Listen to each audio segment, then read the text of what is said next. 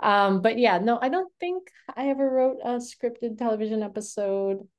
I actually ended up, it was funny because I have a lot of organizational skills, as you know. So a lot of times what happens is people realize that and peg me for leadership roles, in this case, producing.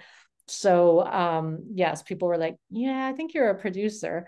So I did end up doing film producing for a couple of years. And during that time, kind of the role got reversed. Suddenly people were pitching me their stories and pitching me their scripts. And I'm reading through their scripts and giving feedback. And, I did some competitions as a judge and stuff. So that was a really valuable experience to think about, right? So then I think that was when I started really thinking about, like, I had thought about it a little bit as a book critic and film critic, like what makes a really good story, right? But I had, hadn't quite like really delved down into like distilling my notions of like, what do I care about? What if I'm going to spend years of my life producing something, what story do I want to tell? Yes, Julia.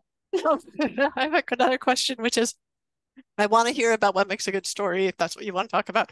And I noticed that the way you talked about being a producer slash in the leadership role was sort of like resigned. Like you weren't like, and then I got to live my dream and be a TV producer. Like so many people, that would be their dream. And you were like, yeah, so they made me a producer, and then I did production.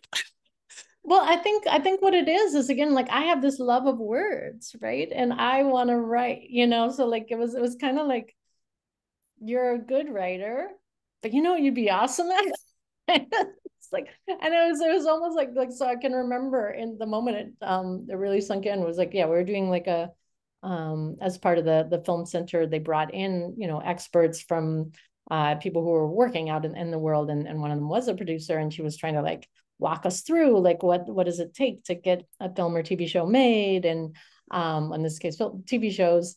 And so she was kind of like presenting stuff, and most of the rest of my class was like zoning out, right? Yeah, And she would like, kind of throw out kind of a hypothetical ish question. And I'd be like, I know. I love And, me.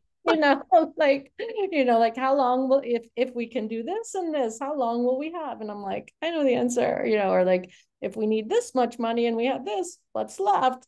No, Because because I could do math. I mean, it comes down to like, could someone in the exactly. room also do math? Yeah. So someone introduced me to a cool phrase I hadn't heard until last week. So left brain, right brain, right? I've known long time. I have both the creative side and the logical side, the planning side, the carry it out side. And he said you're center brained. And I thought that was very nice because that made me feel like you're balanced. It's Yeah, not one or the other. It's like you have, a unified brain, basically. I'd love that. Yeah, that made me feel like, okay, this is a this isn't a bad thing. But I mean, it's even happened with you and me, right? So like we haven't talked yet about the other kind of form of words that I like, which is coding, Yeah. and taking words and giving them to a computer and saying, here's your instructions. I mean, talk about limitations. Like you have to put those words in the exact right format that the computer can understand. And And that's a the exact right relationship to other words. yeah. Yeah. I mean, that's getting a lot easier now. You can use natural language and get, a language model to create the code for you. But, when I starting out, we had to, be very specific in that kind of language production. And so, I'm like, I want to be a coder. And you're like, you know what you're awesome at? Leading teams of coders. Sorry, but it was so true. Exactly.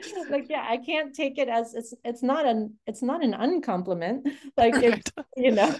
it is a compliment, and it does speak to like, so again, when I was, you talked about what's your passion, like I do feel like my whole life, I've pursued many passions. I've done many things, and I've always kind of been jealous of people like going to Oberlin, there were people in the conservatory. It's like, what my thing is? Oboe. Yeah. Oboe forever. And I always had that kind of like jealousy of like, wow, they are working on this 5-10 hours a day. They know this is their thing. And like, because I've had these multiple kind of, draws in my life, and skill sets that I've developed or, have gifts for, um, I do feel sometimes like, oh, but I'm getting pulled away from the thing I quote really want to do. And it's like, it's not totally true because I do. I love leading teams. That's what I do now. You know, speaking of leading tech teams, that is where I have ended up right now for my quote day job.